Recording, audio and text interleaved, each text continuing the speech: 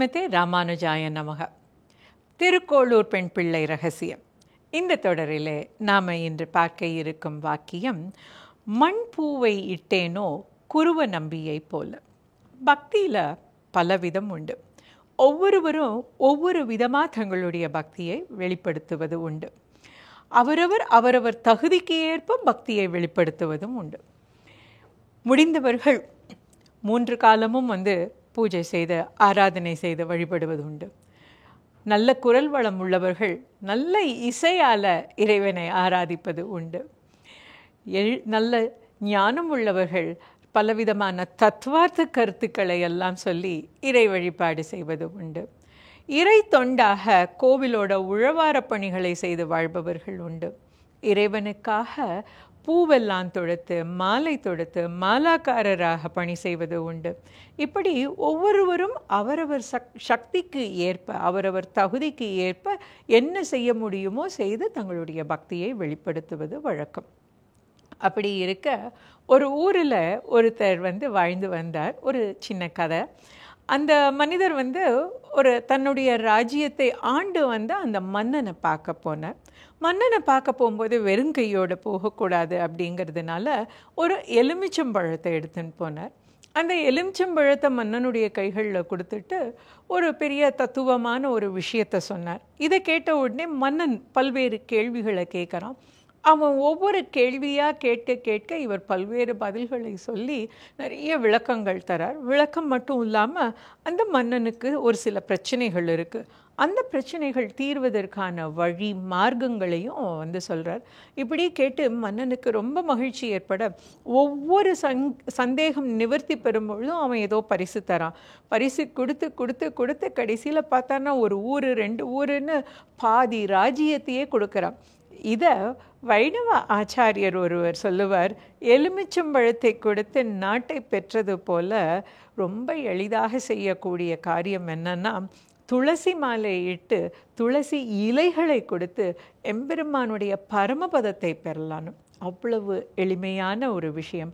பழம் பத்திரம் புஷ்பம் அப்படின்னு சொல்வார்கள். முடிஞ்சால் பழத்தால் நைவேத்தியம் பண்ணலாம், இல்லையா ஏதாவது இலை இருந்தால் தான், துளசி இலையால் இல்லையா புஷ்பம் எது இருக்கோ அதை இட்டு நம்ம எம்பெருமானுக்கு நம்ம திருவாராதனம் செய்யலாம். நான் ரொம்ப எளிமையானவன், நம்ம எது கொடுத்தாலும் ஏற்றுக்கொள்வான் அப்படிங்கிறது தான் இதனுடைய மூல கருத்தாக இருக்குது. இப்படி இருக்கின்ற காலத்தில் நாம் இப்போ பார்க்க போகிறது என்னென்னா, தொண்டை நாட்டுக்கு போகிறோம்.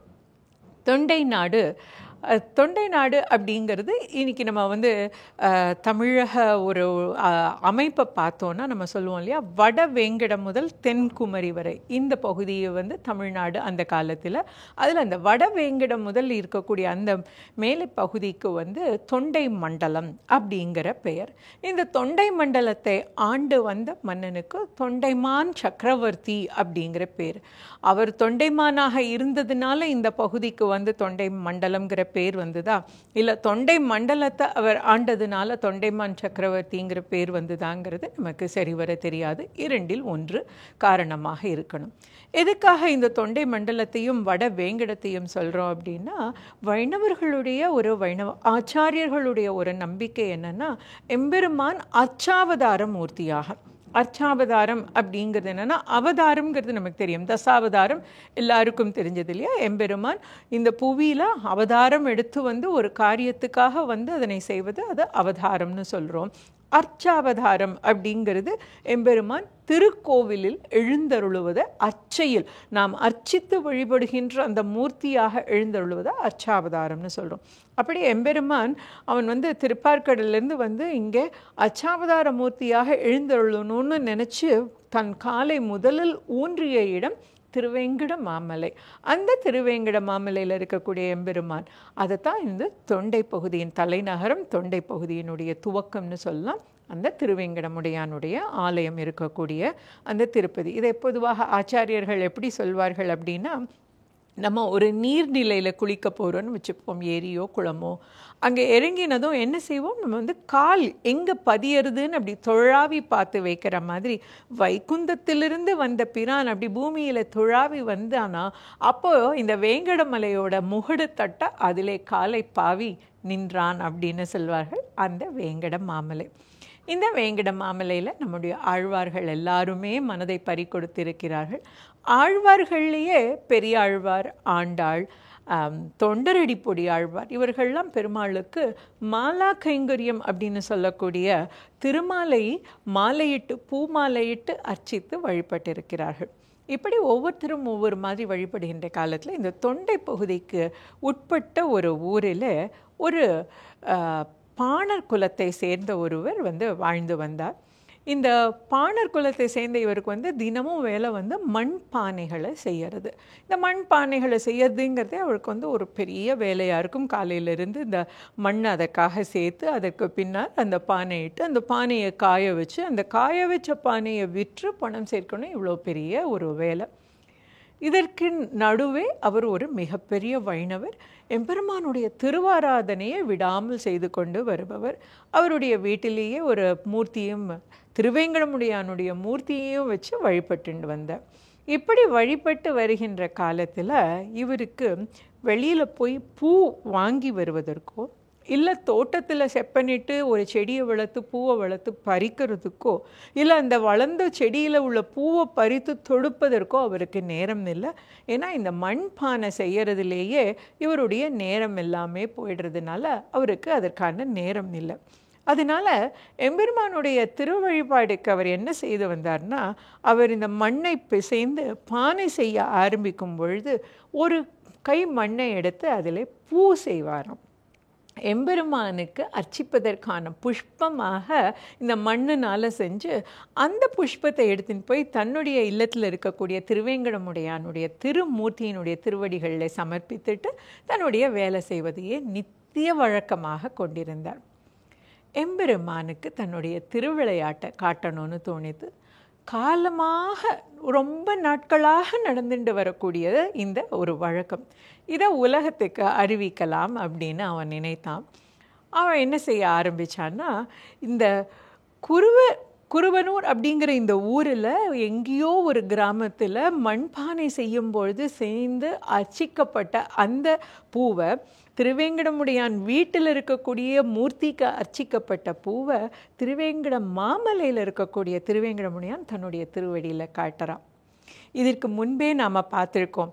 இந்த பாசுபத அஸ்திரம் வாங்கிறதுக்காக அர்ஜுனன் கைலாயத்துக்கு கண்ணனோடு செல்லும் பொழுது அவனுக்கு ரொம்ப பசி வந்துடுறது. அவனுக்கு சிவ பூஜை செய்யாமல் சாப்பிடுவது வழக்கம் இல்லை.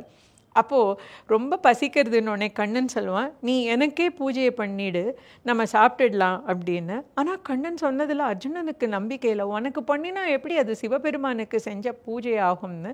ஆனாலும் கண்ணன் சொல்வதினாலே அவன் அந்த சிவ பூஜையை கண்ணனுடைய திருவடிகளில் அந்த புஷ்பங்களை சேர்த்துட்டு அங்கே கிடைக்கக்கூடிய கனிகளை சாப்பிட்டு 2 பேரும் கைலாயத்துக்கு போகிறாங்க. கைலைநாதனை போய் சந்தித்து தரிசிக்கும் பொழுது எந்த பூவை அவன் கண்ணனுடைய திருவடிகளில் சமர்ப்பித்தானோ அது அங்கே சிவபெருமானுடைய முடிகளில் கண்டு அவன் ரொம்ப ஆனந்தப்பட்டான்கிறத நம்ம இங்கேயே இதே தொடர்லேயே முன்பிலேயே பார்த்துருக்கோம். அதே போல் இந்த பாணரவர் செய்து வருகின்ற அந்த மண் பூ எம்பெருமான் திருவேங்கடநாதனுடைய திருமலையில் அவருடைய திருமூர்த்தியில் இது தோன்றுகிறது. இது தோன்றினதும் அர்ச்சகருக்கெல்லாம் ஒரு பயம் ஏற்படுறது. என்னடா நாமளும் நல்ல புஷ்பங்களை சாத்தினோமே, எங்கிருந்து இந்த மண்ணில் ஒன்று சேர்ந்துருக்கு அப்படின்னு அவர்களுக்கு இது ஒரு பயத்தை ஏற்படுத்துறது. என்ன செய்யன்னு தெரியாமலே பார்த்து கொண்டிருக்கிறார்கள். நீக்கிடலான்னு நிற்கிறாங்க. ஏதாவது நம்ம தப்பு பண்ணியிருப்போமா, எம்பெருமானுடைய திருமேனிக்கு ஏதாவது கேடு வந்திருக்கா, இப்படியெல்லாம் பயந்து கொண்டே இருக்க இந்த விஷயம் அந்த நாட்டை ஆண்டு வந்த தொண்டைமான் சக்கரவர்த்தியினுடைய செவிகளுக்கும் போகிறது. அவரும் ரொம்ப வருந்துகிறார். எம்பெருமானே ஏதாவது தவறு நடந்திருந்தால் மன்னிக்கணும்னு.